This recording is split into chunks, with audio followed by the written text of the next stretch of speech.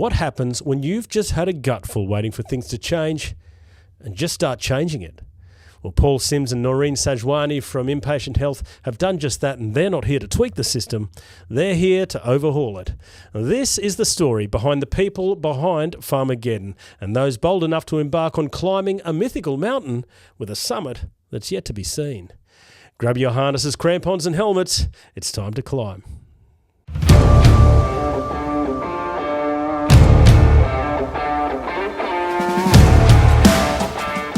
If Pharma really wants to change its trajectory, it needs to change its thinking. Enter Paul Sims, Noreeen Sajwani, Impatient Health, and of course, the aptly named Pharmageddon. Today on Off Label, we're going to get under the hood of the people and the movement behind the company and the event. So let's get straight into it. And Paul, I want to start with you. Now, I feel I don't really need to introduce you, as anyone in our industry who hasn't heard of you at this point has clearly been living on a cave in Mars with their eyes shut and their fingers wedged into their ear holes. But for those who haven't heard, Paul was basically the face of Pharma, the industry's biggest event for close to 20 years, I think. Now, Paul, I want to know why you were compelled to start Impatient Health. But I have a suspicion, a theory, if you will. It was during those years, just countless years, listening to sessions over and over, of maybe a few repetitive ones, something at some point triggered inside you. Now, am I close to the mark there? Well, let me first say that probably your audience wishes that they were in a cave in Mars by the number of appearances they've probably seen me make. So apologies to everybody, but thanks for tuning in all the same. The motivation was, yes, you were definitely hitting on part of it. Obviously, there was the frustration. I did 17 years of hard labor, otherwise known as running the Pharma events. And I was, frankly, pretty disappointed in our industry. This is supposed to be a group of incredibly smart people doing incredibly smart life or death work. And the complacency, the inertia, the just ability to sit back and collect a above average salary and never really risk anything was just so blatant.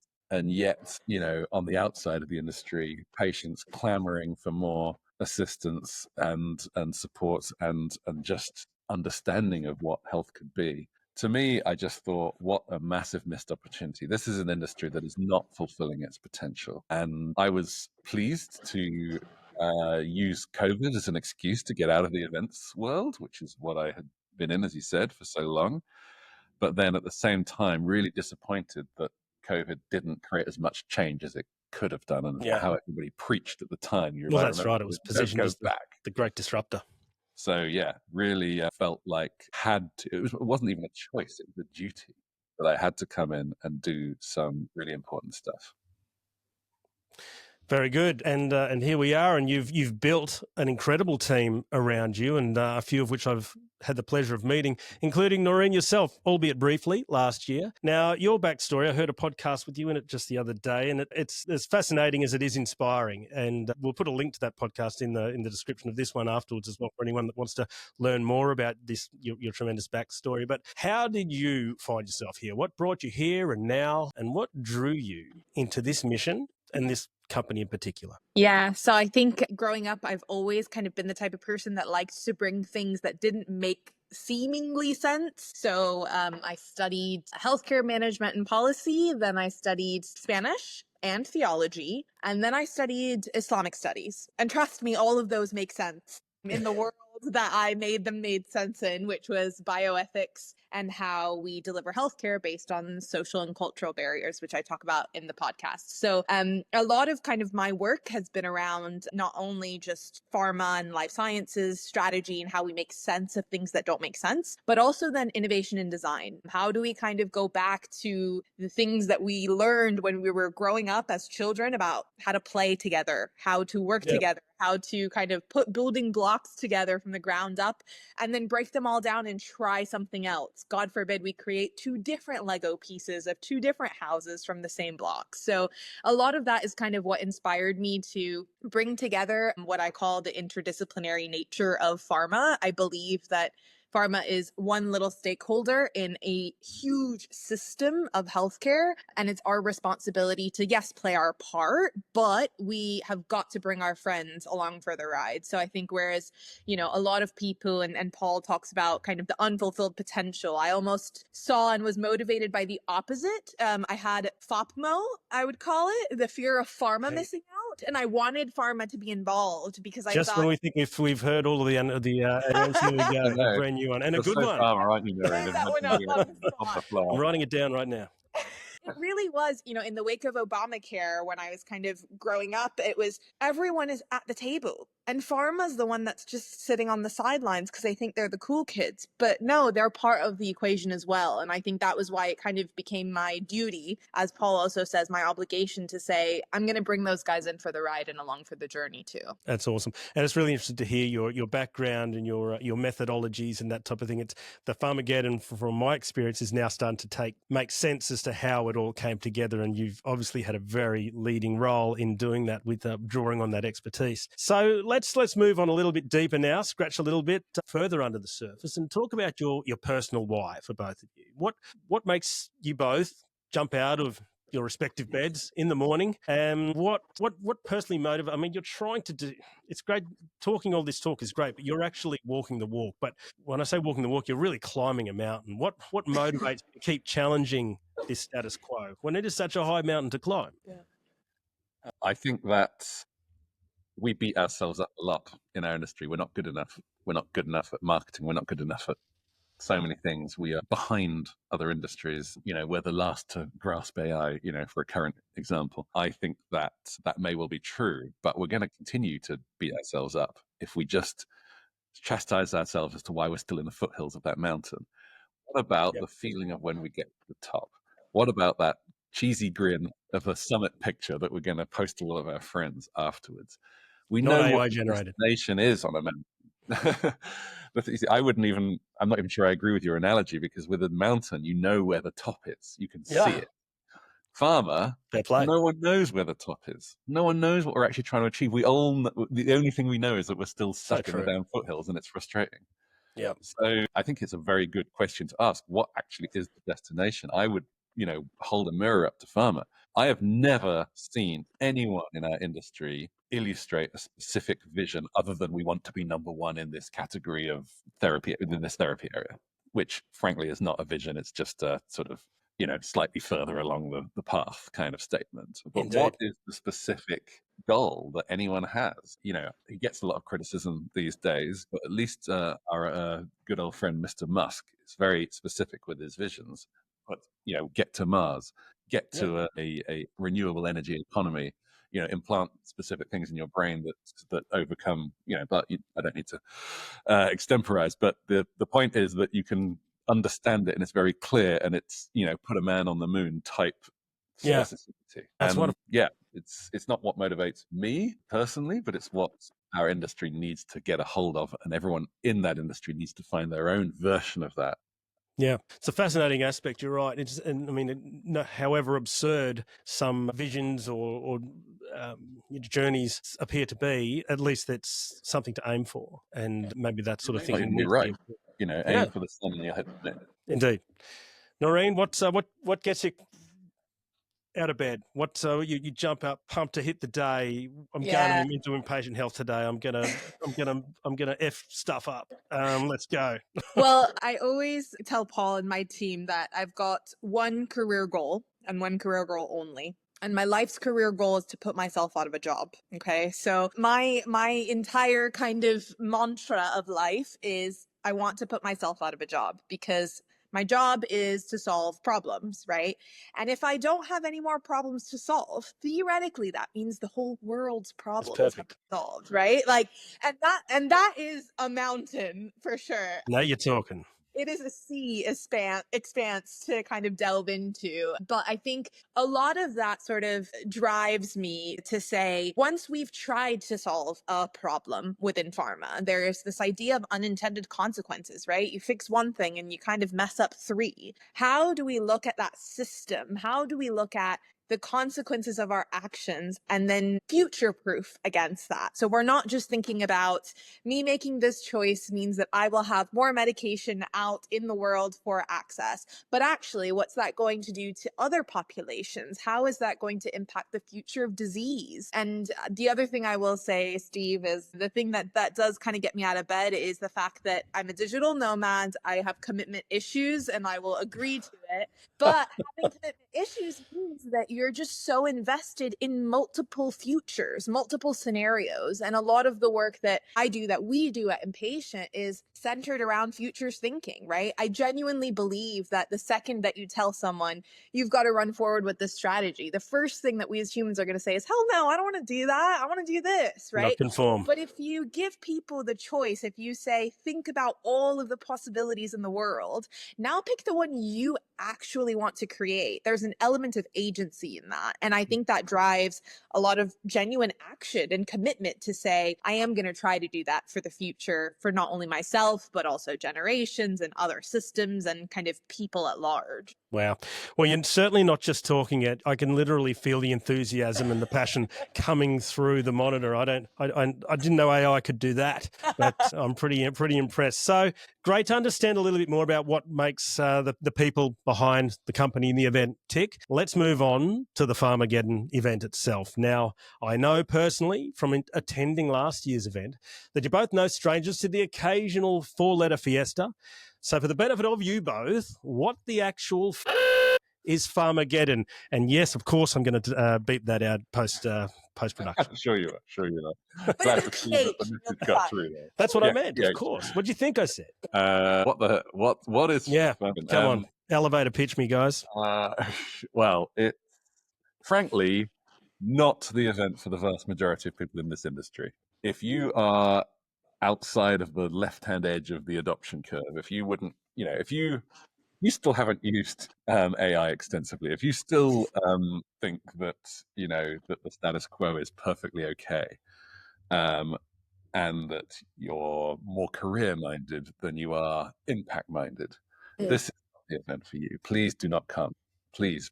You're not helping yourself and you're not helping us, that's for sure. Absolutely. This is You don't need anchors. not, I said, done both of us, Steve and Noreen, I'm sure we've done our hard yards on the event front. We've been there through those untiring sessions. So yeah, this is an event that it's hopefully home for the people that call themselves crazy, or weird, or detached even from the mainstream. Mm-hmm. And it hopefully actually fulfills the potential. Like, several hundred people traveling to a single destination is a massive toll on the climate, on people's time, on family, Good on point. so many things. And it pains me that most events, people are just sitting in the back of the room, checking their emails and pretending they're on a sort of weird mini break holiday where they're not actually having fun, but they're not doing any work either. What a missed opportunity. And think of all of the smart people in that room who typically are very narrowly focused, who suddenly are looking for breadth in their focus and can potentially come together and build something, create something, do something new, just get slapped across the face and head in a different direction from usual. At least, make it an experience. So that is very much my aim. I just think it could be so much more than what it is currently, as long as you are open-minded and willing, of course, and can get yourself along. And not just there for an hour, which of course a lot of people do in these events because they come in, do their bit and carry up. The whole point is it's an experience, the beginning, middle, and end. And you can hopefully go through that and come out with something you didn't expect to have at the end. And I'm going to challenge something that I think we've said around the rhetoric of Pharmageddon, and actually, Paul, that you've said as well, because I've agreed with it until I think this time when you said it, and it sank deep. So I'm going to disagree respectfully, if that's okay. But controversy. I know, right? I need to hang on. I need to find the boxing bell ring and get the ding dings happening here. Where are we going with this? This gets people out of their chairs. I think Yes, it is a home, it's a community for those early adopters, for those people that feel like they are, weird and wonderful and in pharma, and gosh, I wish I could just have some of my weird and wonderful friends with me. And at the same time, similar to a lot of kind of areas in our lives, whether that be politics or economics, where there are kind of two very, very different sides of the coin. I think in order to have genuine progress and dialogue, we almost need to have some of the laggards, as you would call them, in that room. So I would say, actually, when we started this event, it was more about being a home for those early adopters, yes. But I think what we're finding, Steve, and Paul, you could disagree, but I think what we're finding is, people are hearing about it, they're seeing it, and they're thinking, this is great, but I'm in a vacuum with other innovators and other disruptors. And where do I go now? And I think, in the next kind of evolution or the next phase of Pharmageddon, it's actually about bringing those mainstream folk that believe, I get a nice paycheck, I'm doing what I need to do, I'm in my 9 to 5, there's no urgency, there's no need to be changing anything, because those are the ones we have to have the conversations with in order to be progressing and to actually make movements. So slight variation to what Paul says, but I think that's where we're headed. Yeah, no, that was good. Paul, of course, you have the right to retort if, I was wondering if you feel inclined.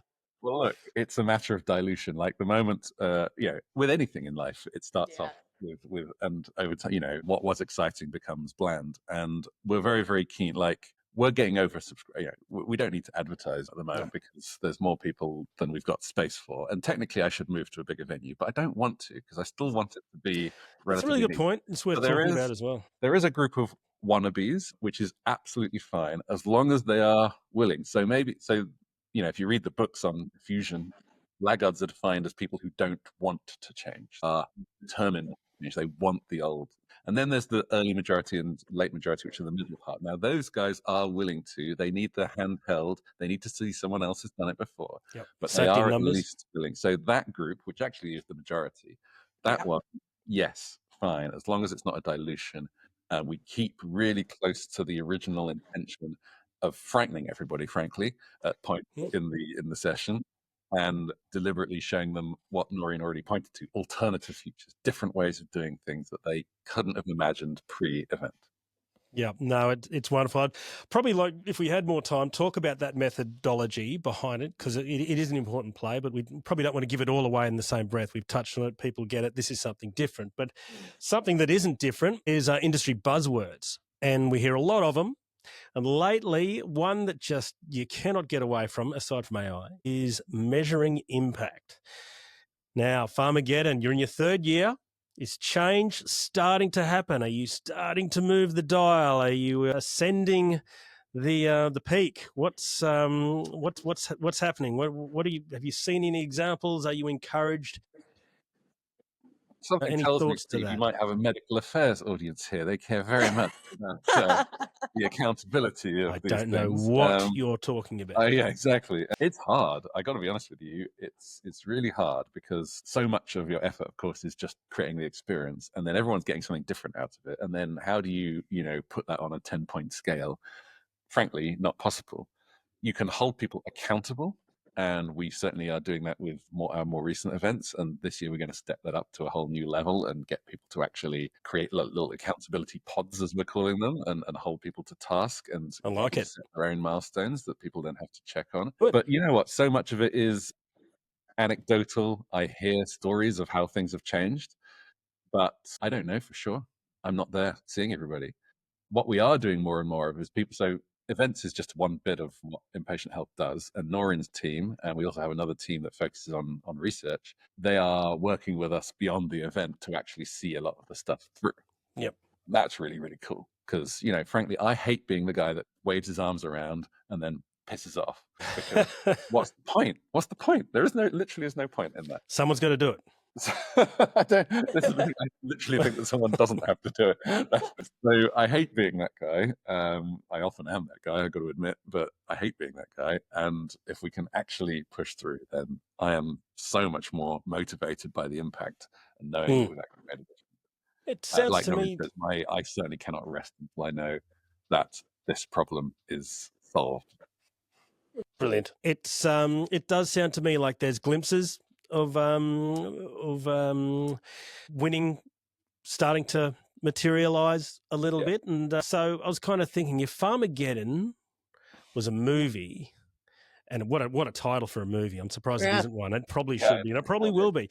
Let's say it is. And it shows us this movie's premise is about what the pharma industry looks like in 2050.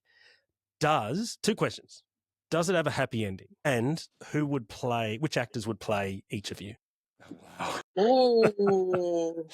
This was not a pre-planned question. No, I've got to I'm thinking throw some curveballs there. All right.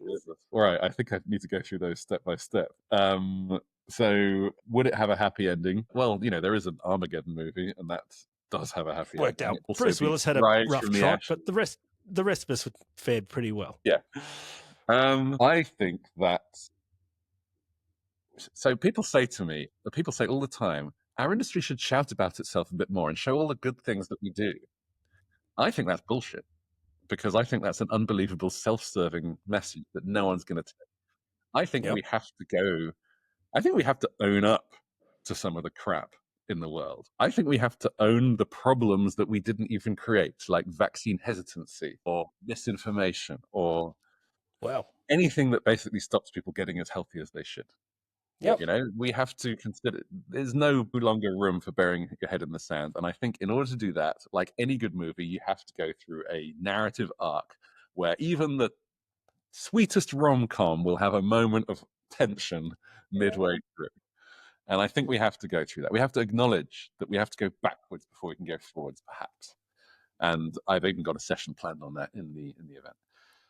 Only then will we have that happy ending. I think that if we la our way through, as we have been doing, and think that we're all doing God's gift to the world of health, and thinking also white, perfect, I think that we're just gonna screw it all up for everyone. Yep. Well, there you go. Two alternate endings. Noreen, anything further to add? And you've had time to think about which actress or actor, sorry, would play you. Yeah, so I think I don't want because I have these commitment issues. I don't want to say we've got a happy ending, right? Because I think that and I'm going to steal Paul quote that you say a lot, complacency is pharma's biggest disease, right? So if we say, oh, don't worry, it'll all be fine in the end, we will become complacent if we're not already. And so I think to continue to incite that fire, that urgency, that passion to want to be kind of making that change, you almost, I almost liken it to, a coming of age movie. We've got to come of age. We've got to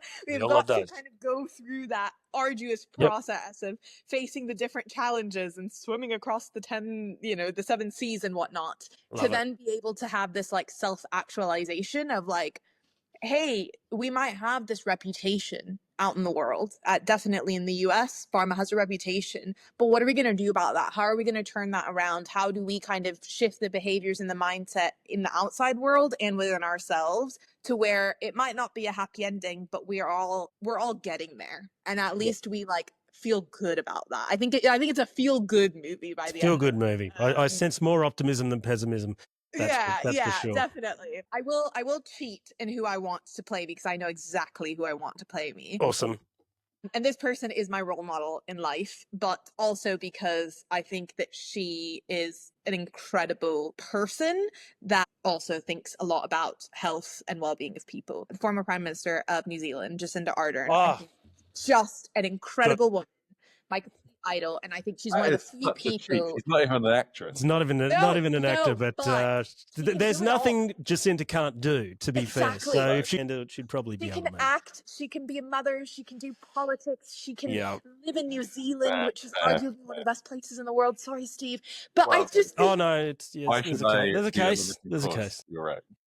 I think she is like a superpower. And I think that's the type of person that you need coming into a space, someone that's not got a pharma background, mind you, but someone that says, I understand the system, I understand people, and I understand how to bring those two together for the betterment of health and for the world. So I would love that. Wow, that's awesome. Paul, tough one to follow, dude. Yeah.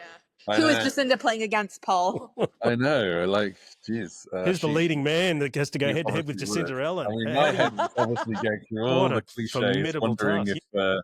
wondering if Brad Pitt could get a facelift to look as good as I do. Going through Wow. all the cliches. But I ended up sort of thinking about sort of conflicted characters, kind of a Joaquin Phoenix type sort There of. we go. Never, Yeah. never quite sure if he's the good Yeah. guy or the bad guy. Well, And that's kind yeah. of summarises where it's at, isn't the industry? We're not quite sure where we're going, and who better to play it than somebody who you don't know what he's trying to do and who he's trying to be at any particular moment in time. Right, just a couple more to finish off. What's for those who've been before and those who would like to go this year for the first time, what's the new and exciting and unmissable component? One from each of you at this year's Pharmageddon. Gosh, only one thing. God, that's Yeah, really. sorry. Come on, we can't give it all away.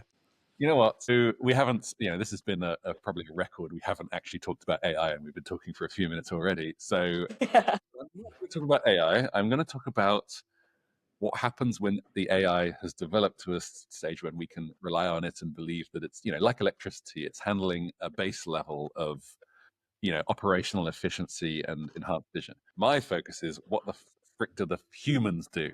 So what I'm interested in is where the untouchable, where the new roles will appear from, where the cognitive and as intelligence, as it were, trends to zero, costing zero. If you can say that artificial intelligence is intelligence, we can have a whole debate about that. Yep. But if you say that trends to zero, what then becomes the playing field? Is it just that we need things that are more handmade and that we actually like the human touch in them? Or is there a special quality that the humans can have that the machines never will? That I feel like is very important. Technology has always been a net job creator. I don't believe in some kind of universal system where we all sort of relax and just the machines do all the hard work for us. I think that's Be realistic. nice. I think that we will create new issues and new interesting things for us that we never thought we cared about before. That's Noreen, what's your unmissable moment of this year's Pharmageddon? I think something I'm really excited for this year is, we have this event face to face because it's important to have that physical presence. And, a lot of my belief is that pharma has not been motivated to think outside of the box because they do not have physical industries that are disrupting them in the room. And so one thing that I'm really excited for is this year we're going to bring in some out-of-industry speakers and out-of-industry participants, from areas like consumer health, banking, tech. Real customer experience. Real customer experiences, exactly, to really say, omnichannel was like 10, 15 years ago. What are you guys working on now? And really see if we can use that as, I think, a way to apply that mutation pressure that Paul talks about a lot and see, like, can we get that to the next level? Can we actually force people to say, that guy is going to take your job. Forget AI. Like him next to you in the next 2 years, he's taking over and he's disrupting your entire consumer segment's focus. What are you going to do about that? And I think that's going to really put the pressure on in a different way. So I'm excited for that for sure. Absolutely. Well, yeah, sounds like some compelling discussions, debates and exchanges at this event. And I'm sure lots of other good stuff packaged up there as well. And well, there we have it, folks. If you love clocking in at 9 to 5 or sneaking over the line with your KPIs and performance reviews and working for the weekends, well, give this one a wide berth. But if you want to play a part in defining the future of pharma, if you're a weirdo, get your ass to Amsterdam. Guys, Paul, Noreen, thanks so much. Keep fighting the good fight. Aim for the summit. Aim for the sun, make the moon, whatever you got to do. But I can't wait to see you both in October and go well. Awesome. Thanks so much, Steve.